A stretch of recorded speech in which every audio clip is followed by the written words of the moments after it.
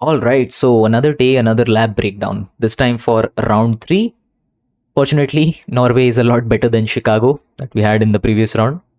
And I hope you are able to do well with my guidance in your own round. So let's begin. So, at the start, it's fairly simple to execute this jump, and it's just that a few key details that you need to keep in mind. So, as you can see at the start, I'm able to execute a very fast 360 on this ramp. Now, how exactly do I do this? For that, we need to understand that there are essentially two types of 360s in this game. One is a quick 360 and one is a slow 360. So, for different types of flat ramps, which in this case, this is called as a flat ramp if you did not know. So, for different types and sizes of flat ramps, you need to execute your 360s properly, and that is so that your car is able to land at a perfect angle for whichever track that you are trying to race on, right? Like as you can see, I was able to land my car and I was able to stop my 360s just in time. Now this was not a perfect example by any means, but on there will be certain situations in the game where you need to do a fast 360, and there will be certain situations where you need to do a slow 360. So for the purpose of this lab, we need to execute a fast 360. So in order to do that, all you need to do is while your car is on the flat ramp, you need to press the brake button twice, and that just executes a 360. But if you press the brake button thrice, it would do a slow 360. I don't know how it does that, but that's the way to manipulate the rate of 360s in this game. So in this case, I do a quick 360, I land my car perfectly, and right before I land, I ensure that I press the brake button so that when my car does touch the ground, it stops it from 360. So I do that, going at ballistic speed. I take this barrel roll towards the left. I give my car some micro adjustments and then align my car for this jump. There is a neat little technique that I will be doing on this track, and it is called as a perfect run delay, right? So how do I do a perfect run delay? It's simple. You need to hit some sort of barrier which will prevent you from getting a perfect run. As in, the game follows a timer, and it's a 10-second timer. And in that 10-second interval, assuming that you have not hit any barriers, you will get like a small portion of nitro. So in order to delay that, and the reason why I am delaying it is that when I am drifting on this corner, by the time I reach the exit of this turn, I will be at a full bar of nitro. And I do not want to waste the perfect run nitro that I get from that 10-second timer. So what I can do is that before I start this corner, or like before I start this particular section, I hit this barrier towards the left on intention, right? I hit it in such a way that my car is parallel to the wall and I do not lose speed at all.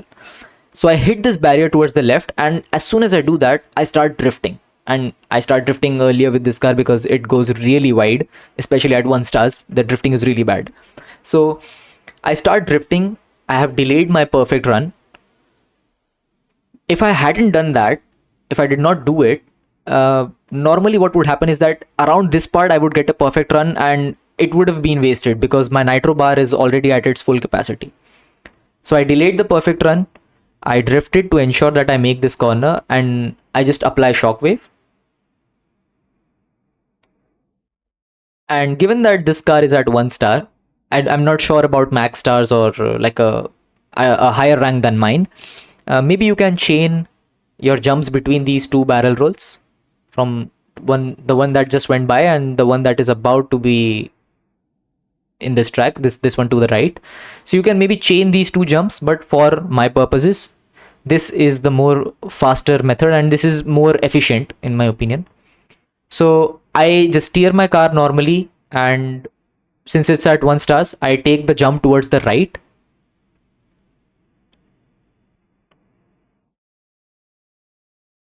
It's fairly simple, applying some minor adjustments.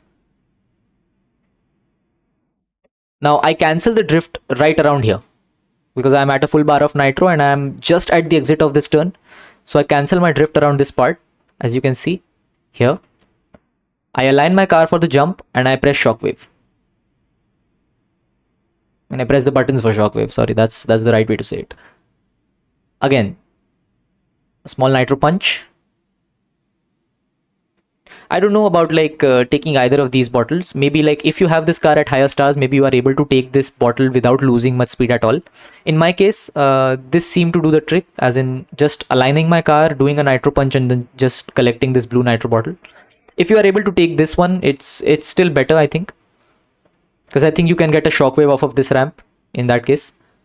Now, this will be a perfect spin. This will be a slow and perfect spin. So as soon as my car has left the ramp, this is when I start 360, right around this part. The first tap comes here and the second tap around this part. The second tap comes right around the time when my car has almost left the ramp. And also, in the previous video, I explained how to manipulate the direction of 360s, as in like which direction my car will spin in.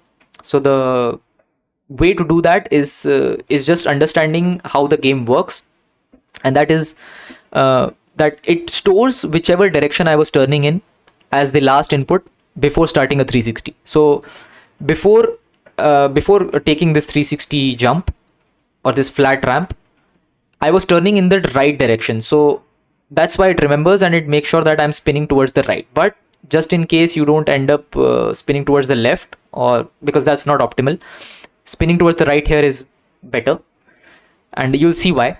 So just to make sure that you spin towards the right, make sure that you give your car a slight input towards the right. Like steer your car towards the right just a little bit before taking this jump. So we take this jump like this. So now comes the reason why I spin towards the right, and the reason for that was that when I was spinning towards the left, my car did not efficiently or more effectively complete the cycle of spinning, and as a result I ended up losing a lot of speed. But when I spin towards the right, it lands me at a perfect angle for this bit of the track. We have to go inside the tunnels. So as you can see, this was really good speed. Boom. Nice and easy. Now taking this section normally. Now this is a trick called as reverse nitro braking. So I press the brake button once, and as I'm going in a straight direction, I press the brake button and then I press the nitro button, and I do this in quick successions. That's how reverse nitro brake works. So effectively I'm trying to gain nitro from micro drifts, from these small portions of drifts, while ensuring that I don't lose a lot of speed. Would have loved to get a shockwave here, but this also works, gets the job done. Now giving very precise inputs, I'll get a wall bang here right around this part, because like it doesn't steer as well, but it's still better than drifting. Now this is a bit tricky. Like you don't want to apply shockwave too early. You don't want to go too hard too fast for this section, because there are these rails. As you can see, I barely miss hitting any of these. But if you are going towards the right, you will end up hitting these rails, or if you are at an improper angle, you will end up hitting these rails and you will crash, because these are solid objects. So we don't want that. So the best you can do is just try to copy it like I did. And voila, 112,090. Easy peasy. So I hope my guidance really helps you for this round. And that's about it. See ya.